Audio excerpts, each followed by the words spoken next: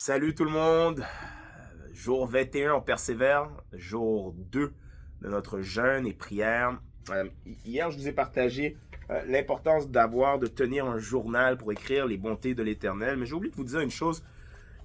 Tu sais, avoir un journal, des fois, on pense qu'il y a de la condamnation, c'est-à-dire que on veut tout le temps le faire à tous les jours. Puis si on l'a pas fait pendant 2, 3 jours, on se sent coupable. Puis faut vraiment pas l'aborder comme ça. Faut vraiment vivre le journal au jour le jour. Ça veut dire quoi? Ça veut dire, il y a des jours tu écris, il y a des jours tu n'écris pas, puis c'est correct. Puis quand tu y penses, tu le fais. Quand ça s'insère dans ton agenda, tu le fais. C'est vraiment une manière de capturer tes mémoires. La mémoire est une faculté qui oublie. On a tendance à oublier les bienfaits de l'Éternel. Et quand on les compte en regardant les pages de nos journaux, on se rappelle combien il est fidèle. Et c'est de ça que je veux parler ce matin, aujourd'hui. Dieu est fidèle. Je suis dans la préparation de notre message célébration de la fin de notre série de 21 jours de prière et jeûne. Puis, je suis dans Exode 15, un texte que j'aime énormément. Puis, je suis en train de préparer ça. C'est là-dessus que je prêche dimanche. Donc, si tu peux, joins-toi à nous à Montréal-Nord. Ça va être un temps riche. On va pouvoir prier, louer, parler de Jésus et manger ensemble, faire la communion. Donc, on t'y invite ce dimanche 16h. Puis je suis dans Exode, puis on prépare également, bon, Pâques arrive, donc je suis déjà en réflexion, puis je lisais dans Exode, puis il y a un verset dans Exode qui est vraiment, comment je dirais, très marquant, puis je veux en parler un peu. Alors que je parle de fidélité, je veux parler de ce verset-là, mais simplement vous dire que la grâce de Dieu, ce qu'elle a fait pour nous, elle nous a pas seulement pardonné et accepté dans la maison de Dieu comme concitoyens de Dieu, mais elle nous donne aussi la capacité d'agir. Et aujourd'hui, je veux dire à quelqu'un, qui que tu sois, si l'Esprit veut te parler et te convaincre, lève-toi et agis. Trop souvent, le problème, c'est qu'on manque de foi. Ma mère avait une phrase là qu'elle aime souvent dire, obéis sans comprendre. Obéis sans comprendre. La foi précède. Hein? L'obéissance précède la foi, c'est-à-dire que peut-être qu'Abraham n'avait pas compris pourquoi il devait aller, où est-ce qu'il devait aller, mais quand Dieu lui a dit, lève-toi et marche, il s'est levé et a marché. Peut-être que Lazare n'a pas compris pourquoi on l'a ressuscité, mais il s'est levé et a marché. On doit vivre notre vie de disciple en obéissance à la voix du Seigneur qui nous appelle à porter notre croix. Puis trop souvent, je remarque chez des chrétiens, chez des disciples, que la peur d'être faible, ou c'est comme si on oubliait la bonté de Dieu. On oubliait sa présence, sa sainte présence. La timidité, c'est une incapacité à se souvenir des promesses de Dieu dans notre vie. Quand Dieu te demande d'aller quelque part, c'est et de te sentir incapable de répondre à l'appel, c'est d'oublier la grâce de Jésus qui t'accompagne à chaque instant. Quand tu cèdes à la tentation, ce que tu dis, c'est que le Saint-Esprit en toi n'a pas la puissance de te faire résister. Tu oublies qu'il est vivant, celui qui vit en toi. On a été appelés à vivre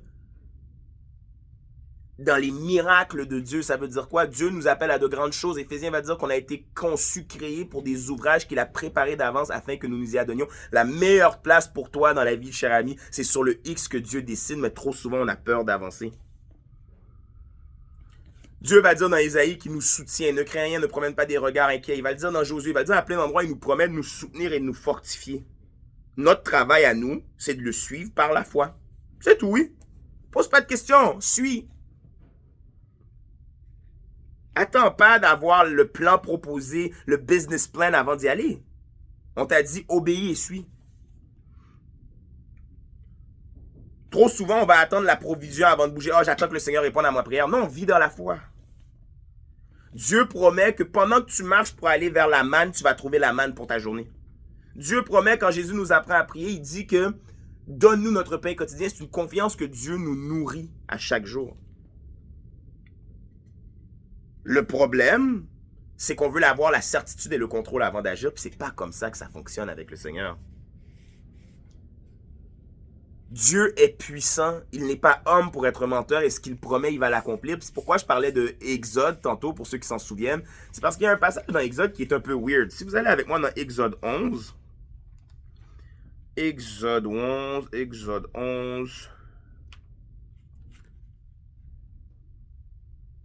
j'y arrive. Si tu l'as, tu peux dire Amen. Si tu l'as pas, tu peux dire Attends. Exode 11, versets 6 et 7. Il y aura dans tout l'Égypte de si grands cris qu'il n'y en a pas eu et qu'il n'y en aura plus de pareils. En revanche, chez les Israélites, pas même un chien ne grognera ni contre un homme ni contre un animal. Vous saurez ainsi quelle différence l'Éternel fait entre l'Égypte et l'Israël.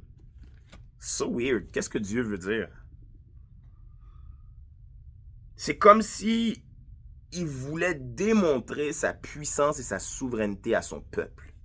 Il dit qu'il est capable de contrôler chaque chien. Il est capable de leur montrer à chaque chien la capacité de discerner entre Israélites et Égyptiens. Et les chiens ne japperont pas, ne grogneront pas contre les enfants de Dieu. Mais il a dit, ils vont non seulement pas grogner, mais ils vont grogner incroyablement contre les Égyptiens. Wow! Qu'est-ce que ça veut dire pour nous? Moi, je pense que ça veut dire que Dieu gouverne toutes choses. Moi, je pense qu'il a le pouvoir de parler à la nature, à la faune, la flore. Il a le pouvoir parce qu'il est le Dieu souverain. Il est le Dieu puissant. Il est le Dieu fort et redoutable. Il est le Dieu qui nous dit, mes promesses sont sûres et fiables, que ses paroles sont certaines. Il nous dit, tu peux me faire confiance. Mon alliance que j'ai établie entre toi et moi, elle est sûre et fiable. Wow! Notre Dieu a une puissance qui saisit. Il te connaît, il sait t'es où, il sait pourquoi tu habites là, il sait pourquoi tu es dans cette situation-là, il sait pourquoi tu vis ce que tu vis, il sait tout. Et il te promet qu'il va s'occuper de toi avant même que tu cries à lui parce qu'il sait ce dont tu as besoin avant même que tu le formules. C'est pourquoi je veux t'encourager à prier aujourd'hui, Seigneur, que ta volonté soit faite, parce que sa volonté est la meilleure pour nos vies. Prions ensemble. Seigneur Jésus, nous te disons merci, que ta volonté soit faite. Amen. Si tu veux approfondir, tu peux aller dans Exode 6, les versets 1 à 9, pour approfondir un peu le thème du jour. Que le Seigneur vous garde et on se retrouve demain.